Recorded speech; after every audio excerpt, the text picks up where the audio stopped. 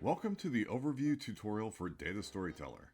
I'm Jim Tierney, President of Digital Anarchy, and in this video I'll go over the various sections of Data Storyteller and the basic workflow.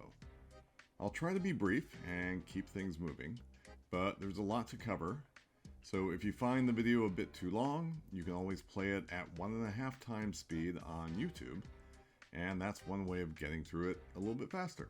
So let's get going. Data Storyteller has two components. The plugin you see in your host app, I'm using Premiere here, and the Data Storyteller application. The plugin launches the app, and the app is where you set up your data and what the chart will look like. So it's basically a custom UI for the plugin. The plugin has most of the controls that you're likely going to animate. The app does have a few animation controls, but most of the animation will happen with the plugin in your host app. And there are two plugins that ship with Data Storyteller, Charts and Maps. The Charts plugin has more traditional chart types, bar, line, scatter, and bubble, which is a variation of scatter. And we are mostly going to focus on charts in this tutorial. The Maps plugin lets you display data on either a US map or a world map, and we cover that in more detail in another tutorial. But much of what I'm going to go over here applies to both plugins.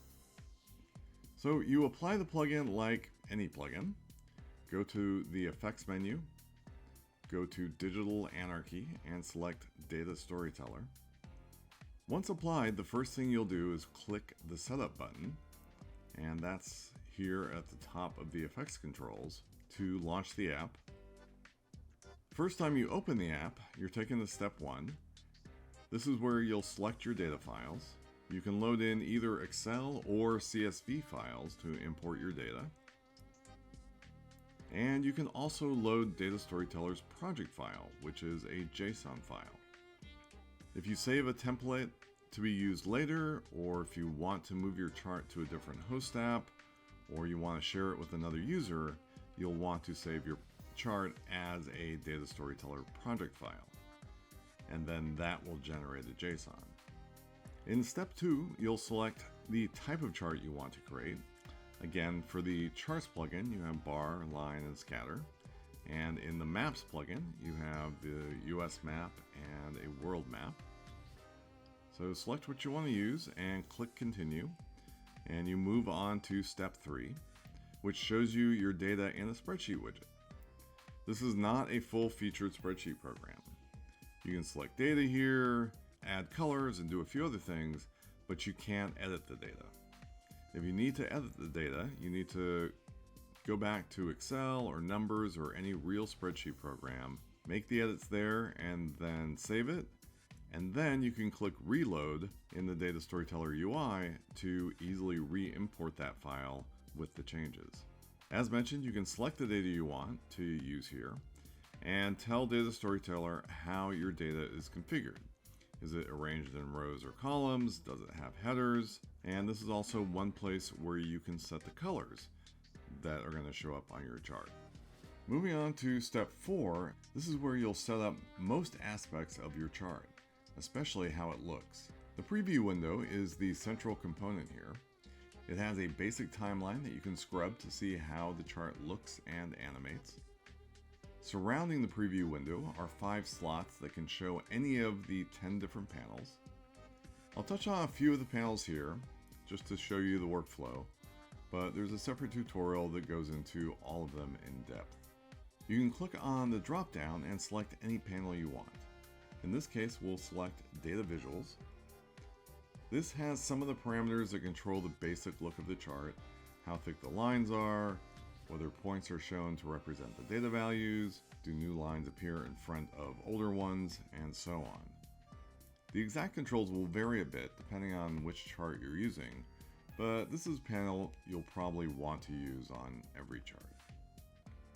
The color panel is also a critical one. This lets you define the colors that will be used on your chart. You can use a preset, you can set the colors in the spreadsheet widget, or you can use a gradient. In Maps, you only have the gradient. and that's also very powerful in the regular charts as well. It lets you map your data values to the gradient. For example, showing low values as green and higher values as red, and values in between, something in between green and red. The Dimensions panel has a tutorial all unto itself, and it's where you tell Data Storyteller how your data is configured. It's important to fully understand how this works, so please take a look at that tutorial. There's also a tutorial on how animation works both in the app and in the plugin.